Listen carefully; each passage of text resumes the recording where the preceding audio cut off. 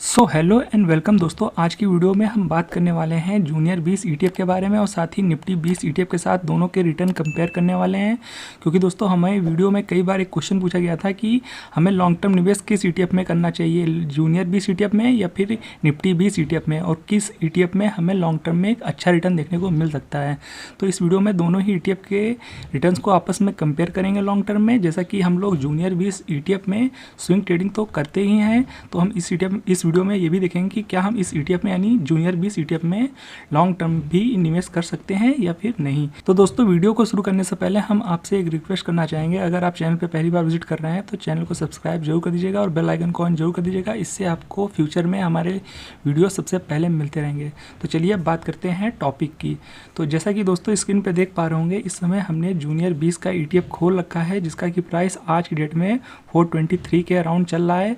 इस ईटीएफ को हमने स्विंग ट्रेडिंग के लिए कुछ दिन पहले आपको रिकमेंड किया था अराउंड 397 के आसपास, और वहाँ से ये लगभग 25 रुपये ऊपर ये जा चुका है ईटीएफ। तो अगर आपका अच्छा खासा प्रॉफिट हो रहा है, यानी इस समय आपको लगभग 4 से 5% का प्रॉफिट हो रहा होगा स्विंग ट्रेडिंग में, तो आप चाहें तो यहाँ से अपना प्रॉफिट बुक कर सकते हैं। नहीं तो आप चाहें तो कुछ दिन के लिए बने भी रह सकते हैं। इन फ्यूचर आपको रिटर्न अच्छे देखने को मिल सकते हैं। पर अगर आपने ठीक ठाक जगह पे पोजीशन बनाई थी 400 के आसपास या 390 के आसपास, तो आपको अच्छा खासा रिटर्न देखने को मिल रहा होगा बहुत ही शॉर्ट टर्म में।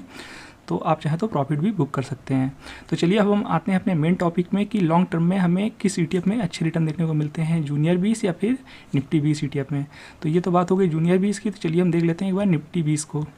तो निफ्टी 20 का दोस्तों ये ईटीएफ है, इस समय इसका 197 प्राइस चल रहा है। और चलिए अब हम इसके रिटर्न्स को कंपेयर कर लेते हैं जूनियर 20 के ईटीएफ के साथ। तो जैसा कि आप इस समय स्क्रीन पे देख सकते हैं, हमने जूनियर 20 ईटीएफ को निफ्टी 20 ईटीएफ के साथ कंपेयर किया है। आप यहाँ देख सकते हैं दोनों ही ईटीएफ के प्राइस, जो कि हमने अभी आपको चेक कराया है। और अगर पिछले 3 महीने की बात की जाए तो यहाँ पे निफ्टी 20 में आपको 1% का रिटर्न देखने को मिल रहे हैं, और वहीं जूनियर 20 में 3.5% के आसपास रिटर्न देखने को मिल रहे हैं। तो चलिए हम थोड़ा और लॉन्ग टर्म में देखते हैं, क्योंकि हम यहाँ पर लॉन्ग टर्म के रिटर्न ही कंपेयर करने वाले हैं। तो पिछले 6 महीने में यहाँ जूनियर 20 में नेगेटिव रिटर्न देखने को मिल रहे हैं 6.5% के, और निफ्टी 20 में पॉजिटिव में 0.5% के रिटर्न देखने को मिल रहे हैं। तो ये आप देख सकते हैं एक क्लियर गैप है। निफ्टी 20 अच्छा परफॉर्म करता हुआ दिख रहा है 6 महीने के टाइम फ्रेम में। और चलिए बात कर लेते हैं 1 ईयर के टाइम फ्रेम में। तो 1 ईयर के टाइम फ्रेम में भी आप एक क्लियर गैप देख सकते हैं। लॉन्ग टर्म में निफ्टी 20 अच्छा परफॉर्म करता हुआ दिख रहा है, 12% से ऊपर के रिटर्न है निफ्टी 20 में, और वहीं जूनियर 20 में सिर्फ 3-3.5% के रिटर्न देखने को मिल रहे हैं, आप यहाँ देख सकते हैं। चलिए अब बात कर लेते हैं 5 साल के टाइम फ्रेम में। तो 5 साल के टाइम फ्रेम में भी जूनियर 20 नीचे जाता हुआ दिख रहा है और निफ्टी 20 अच्छा परफॉर्म करता हुआ दिख रहा है। एक बड़ा गैप यहाँ आप देख सकते हैं, निफ्टी 20 में 80% से ऊपर के रिटर्न देखने को मिल रहे हैं पिछले 5 साल में। तो 5 साल एक लॉन्ग टर्म आप कह सकते हैं। तो 5 साल एक अच्छा खासा टाइम पीरियड होता है, और वहाँ पे क्लियर निफ्टी 20 जीतता हुआ दिख रहा है, विनर साबित हो रहा है। और जूनियर 20 में 44% के ही रिटर्न देखने को मिल रहे हैं पिछले 5 साल में। तो ये एक बड़ा डिफरेंस है दोस्तों। आप यहाँ देख सकते हैं लॉन्ग टर्म में निफ्टी 20 एक अच्छा परफॉर्म करता हुआ दिख रहा है। और चलिए हम एक बार इसको मैक्स करके भी दिखा देते हैं, यानी दिखा देते हैं कि जब से ये ईटीएफ आया है तब से क्या कुछ घटा है। तो ये यहाँ देख सकते हैं 2003 से डेटा दिखा रहा है, और यहाँ से अगर आप देखेंगे डेटा तो यहाँ पे आपको 18% निफ्टी 20 1800% का रिटर्न दिखा रहा है निफ्टी 20, और जूनियर 20 में 222% के ही रिटर्न दिखा रहा है।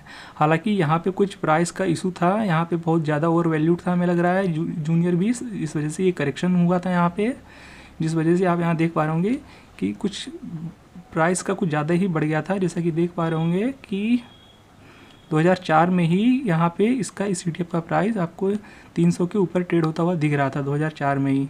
तो मेरे ख्याल से यहाँ पे कुछ करेक्शन हुआ था, इस वजह से इसके रिटर्न बहुत ज़्यादा कम दिखा रहा है जूनियर 20 के, कि सिर्फ 222% का ही दिखा रहा है। तो चलिए हम इतना पीछे के डेटा की बात नहीं करते हैं, हम सिर्फ पिछले 5 साल की ही बात करते हैं, क्योंकि 5 साल भी एक अच्छा खासा लॉन्ग टर्म पीरियड होता है। तो 5 साल को ही लेके हम कंसिडर करते हैं। तो आप यहाँ देख सकते हैं 5 साल में भी निफ्टी 20 ने ही अच्छा परफॉर्मेंस दिखाया है, 80% लगभग डबल रिटर्न बना के दिखाया है जूनियर 20 ईटीएफ के कंपेरिजन में। तो ये एक बहुत ही बड़ा डिफरेंस से बीट किया है निफ्टी 20 ने जूनियर 20 को। तो दोस्तों बहुत से लोग सोच रहे होंगे कि है तो दोनों ही इंडेक्स, जूनियर 20 भी एक इंडेक्स है और निफ्टी 20 भी एक तरह का इंडेक्स है, तो दोनों के रिटर्न में इतना डिफरेंस क्यों देखने को मिल रहा है। तो चलिए बता देते हैं कि क्या इसमें एक बड़ा रीज़न हो सकता है। तो जो रीज़न लग रहा है कि यहाँ पे जो दोनों ही रिटर्न में इतना डिफरेंस है वो ये वजह हो सकती है दोस्तों, क्योंकि जैसा कि आपको पता होगा जो निफ्टी 50 का जो निफ्टी 20 ETF है, इसमें जो टॉप 50 कंपनीज होती हैं, जो पूरे स्टॉक मार्केट की टॉप 50 कंपनीज होती हैं दोस्तों, मार्केट कैप के लिहाज से और रिटर्न के हिसाब से, तो जो कंपनियां निफ्टी 20 में अच्छा परफॉर्म नहीं कर रही होती हैं उन्हें निकाल के, जैसा कि आपको पता होगा कि टाइम के साथ स्टॉक जो होते हैं इन ETFs में चेंजेस होते रहते हैं, तो जो कंपनी निफ्टी 20 में अच्छा परफॉर्म नहीं कर रही होती हैं काफ़ी टाइम से, कई महीनों से, तो उन्हें जूनियर 20 में भेज दिया जाता है, क्योंकि निफ्टी 50 से निकाल दिया जाता है उन कंपनीज़ को। तो निफ्टी 50 से निकलेंगी तो जाहिर सी बात है नेक्स्ट 50 में ही जाना पड़ेगा उनको, और जो कंपनियां अच्छा परफॉर्म नहीं कर रही थी वो तो निफ्टी 20 से निकल गई, तो जाहिर सी बात है जो कंपनी अच्छा परफॉर्म नहीं कर रही थी उसमें कुछ फंडामेंटल्स में प्रॉब्लम रही होगी जिस वजह से उसे निकालना पड़ा। तो ये बहुत पॉसिबिलिटी बढ़ जाती है कि वो आने वाले टाइम में भी अच्छा परफॉर्म नहीं करेंगी।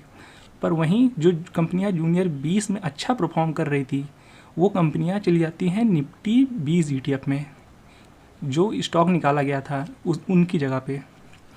तो क्योंकि एक स्पेस वहाँ खाली हो जाता है, एक कंपनी जो अच्छा परफॉर्म नहीं कर रही थी उसे तो यहाँ से निकाल दिया गया, जूनियर 20 में भेज दिया गया, और उसकी जगह जो जूनियर 20 में अच्छा परफॉर्म कर रही थी कंपनी उसको निफ्टी 20 में भेज दिया जाता है।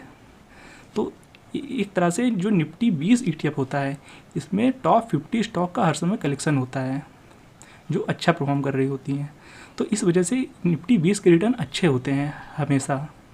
और जो जूनियर 20 है उसमें ऐसी ऐसी कंपनियां निफ्टी 20 से निकल के जाती रहती हैं जो परफॉर्म नहीं कर रही होती हैं, तो इससे बहुत हद तक चांस हो जाते हैं कि वो कंपनियां आगे भी अच्छा परफॉर्म नहीं करेंगी। और जूनियर 20 में जो अच्छी कंपनियां परफॉर्म ऑलरेडी कर रही थी और उसे निकाल के निफ्टी 20 में भेज दिया गया, तो बहुत हद तक चांस है कि वो आगे भी अच्छा परफॉर्म करेगी। तो इस वजह से हमेशा जो निफ्टी 20 का जो रिटर्न होगा वो हमेशा बेटर देखने को मिलता है जूनियर 20 से, तो इस बात का आप ध्यान रखिएगा। ये एक बहुत बड़ा रीज़न प्ले करता है कि जिस वजह से निफ्टी 20 का रिटर्न हमेशा अच्छा देखने को मिलता है। तो दोस्तों जैसा कि आपको आपके क्वेश्चन का जवाब मिल गया होगा कि अगर आपको लॉन्ग टर्म निवेश करना है तो आप नो डाउट निफ्टी 20 ETF के साथ जा सकते हैं, क्योंकि यहाँ पे आपको लगभग 14 से 15% का CAGR में रिटर्न देखने को मिल जाता है। तो आप अगर लॉन्ग टर्म निवेश करना चाहते हैं तो इस वाले ETF के साथ जा सकते हैं निफ्टी 20 के साथ। बाकी अगर आप जूनियर 20 में बाय करना चाहते हैं तो आप एक अपॉर्चुनिटी का वेट करिए, अगर आपको ठीक ठाक रेट पे मिलता है तो बाय कर सकते हैं। बाकी एज अ स्विंग ट्रेडर सही टाइम पे आपको निकलना भी आना चाहिए, आपने सही टाइम पे बाय करना है और सही टाइम पे एग्जिट करना है। तो दोस्तों ये था दोनों ही ETF का कंपैरिजन। आई होप आपको जवाब मिल गया होगा कि आपको क्या करना चाहिए, किस ETF के साथ जाना चाहिए लॉन्ग टर्म में। तो दोस्तों अगर आपको वीडियो पसंद आया हो तो वीडियो को लाइक और चैनल को सब्सक्राइब करना बिल्कुल भी मत भूलिएगा। मिलते हैं नेक्स्ट वीडियो में, तब तक के लिए keep learning and be discipline.